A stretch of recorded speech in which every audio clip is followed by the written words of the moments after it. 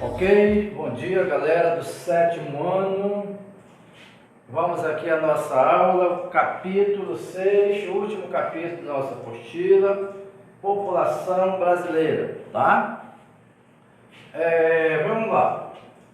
Como estudar a população? Primeiro eu quero esclarecer para vocês que não existe o povo brasileiro, tá? É um erro quando diz, porque o povo brasileiro é assim e tal. Não é o povo, é a população. Qual seria a diferença exatamente entre povo e população? Por que que eu digo que não existe o povo brasileiro? Porque o conceito de população, ele vem exatamente da mistura de vários povos, né? O conceito de povo é aquele grupo populacional que mora, que habita um determinado espaço e que possui características culturais próprias, quer dizer, possui um estilo de vida próprio, que pertence só àquele grupo. Exemplo, quando o Brasil é conquistado pelos portugueses, o Brasil já tinha uma população nativa muito grande, né? Que erradamente se chama de índio, na verdade era a população nativa, eram os nativos do Brasil. Mas vamos lá, se nós usarmos essa expressão índios brasileiros, o Brasil já tinha um grupo populacional formado. E lembrando que não era só um grupo indígena, eram vários grupos indígenas que habitavam o espaço brasileiro.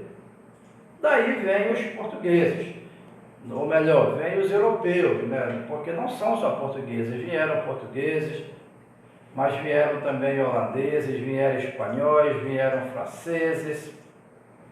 E só isso no período da primeira fase da colonização brasileira.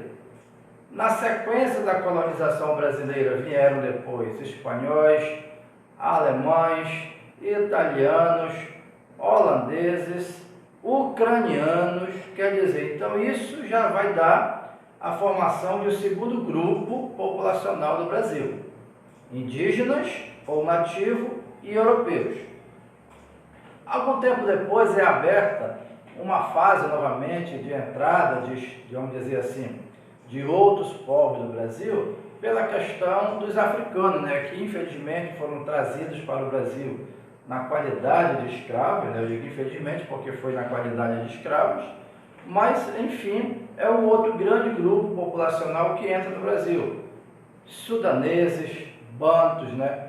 Povos que foram trazidos para o Brasil para a questão do trabalho, principalmente da lavoura, canavieira e açucareira, mas a verdade é que vem os povos africanos para o Brasil. Então nós já temos americanos nativos, europeus e africanos.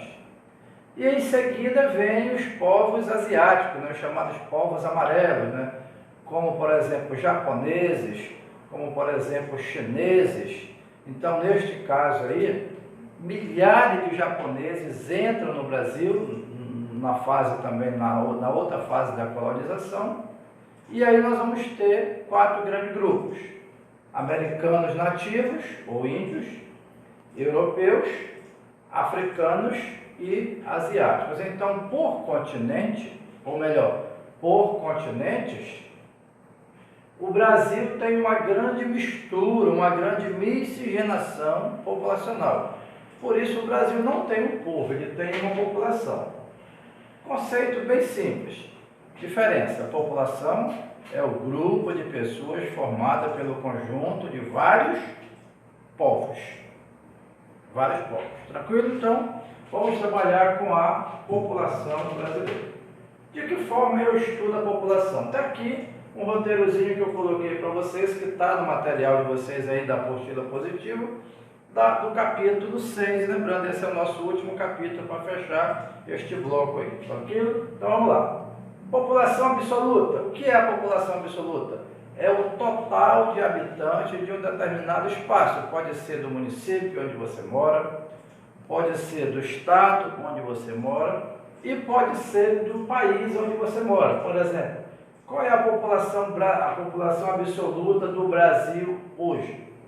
Fica difícil te dizer exatamente a população absoluta do Brasil hoje por alguns motivos. O principal deles é que não houve ainda o último censo demográfico que ocorreu, foi há mais de 10 anos atrás. Então, o governo brasileiro nos deve um censo demográfico. Não houve ainda a contagem da população, que ocorre geralmente entre países num período de 5 em 5 anos, outros países de 6 em 6 anos, tem país que faz de 10 em 10 anos, mas é certo que tem que haver sempre a contagem da população.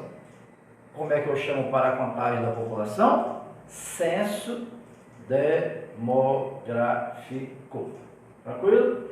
Então, a população absoluta é o total. Hoje, o Brasil ele já passa de 220 milhões de pessoas, tá? O Brasil hoje já tem mais de 220 milhões de brasileiros e brasileiras. Tranquilo? Então, isto é a população absoluta. População relativa. Chama-se para a população relativa também a mesma coisa que densidade demográfica. Então, qual a população relativa de Bragança? Seria a mesma coisa que qual a densidade demográfica de Bragança. A população relativa ou densidade demográfica é aquela que é calculada a partir do seguinte princípio: número de habitantes por cada quilômetro quadrado daquele espaço que está sendo medido ou calculado, tá? Assim, nós temos a questão da população relativa ser alta ou ser baixa, conforme a situação econômica financeira de cada espaço, né? Por exemplo, nós temos no Brasil, nosso estado, o estado do Pará, ele é o segundo maior estado do Brasil em espaço físico, né? Em tamanho real. O Pará, nosso estado, é o segundo maior estado brasileiro, pelo menos por enquanto, porque já tentaram algumas vezes dividir o Pará, e se isso acontecer, a divisão política dele, ele ficará menor. Mas até agora ele é o segundo maior estado brasileiro, perde apenas para o estado do Amazonas, né, que é o maior estado do Brasil com relação ao espaço físico. Mas a densidade demográfica do Pará é pequena. Por quê? Ele tem um espaço físico muito grande e uma população relativamente pequena para o seu tamanho real. Por exemplo, onde tem mais pessoas? Qual o estado brasileiro? Qual é o estado brasileiro que tem a maior quantidade de pessoas? É o estado de São Paulo. São Paulo tem mais pessoas no Brasil com relação ao nível de estado. Mas qual é o estado brasileiro que tem a maior densidade demográfica? É o Rio de Janeiro. Mas por quê? Porque eu estou falando da diferenciação entre população absoluta e população relativa. Se você pegar São Paulo e Rio de Janeiro, São Paulo tem mais pessoas que o Rio de Janeiro. Por que o Rio de Janeiro tem a maior densidade demográfica ou a população relativa? Porque o espaço físico do Rio de Janeiro é menor que o espaço físico de São Paulo. Logo, tem que comportar toda a população do Rio de Janeiro ali dentro do seu espaço físico para dividir o número de habitantes por quilômetro quadrado para chegar à densidade demográfica ou população relativa. Feito? Ok. De que forma eu posso estudar se a população está realmente aumentando, se a população está realmente diminuindo ou se ela estagnou? A partir deste seguinte ponto aqui. Esta diferenciação entre taxa de natalidade versus a taxa de natalidade, de mortalidade. Eu até coloco aqui, se eu tiver a diferença entre a TN, que é a taxa de natalidade, menos a TN, que é a taxa de mortalidade, eu terei como resultado disso uma coisa chamada CV. CV significa crescimento natural ou vegetativo. Então, o que é o crescimento vegetativo ou natural da população? É o resultado obtido pela diferença entre aqueles que nascem menos aqueles que morrem. Quando a natalidade é muito elevada e a mortalidade é mais baixa, então o CV será positivo, porque nasceu um determinado espaço, vamos supor aqui, Bragança, no ano de 2019 nasceram 500 crianças. mas morreram 300 pessoas no total, em um ano. Então, nesse caso, o CV foi positivo, porque você pegou 500 que nasceram, menos 300 que morreram. Logo, o CV, o crescimento vegetativo ou natural, é positivo. Mas pode haver o contrário. Pode haver, por exemplo, quando ocorre guerras em determinados locais, às vezes a mortalidade é superior à natalidade. Daí o CV, o crescimento vegetativo, será negativo. Tranquilo? Expectativa de vida. O que seria, gente, a expectativa de vida? É o tempo de vida que o indivíduo poderá viver. Por exemplo, por que que hoje, eu quero deixar claro aqui que eu não estou defendendo as atitudes do governo brasileiro atual, né? Não é esse o meu propósito, mas eu quero que você entenda por que o governo brasileiro insiste em fazer a reforma da Previdência Social, né, para aumentar inclusive o tempo de contribuição dos trabalhadores da ativa, porque a expectativa de vida do brasileiro está aumentando.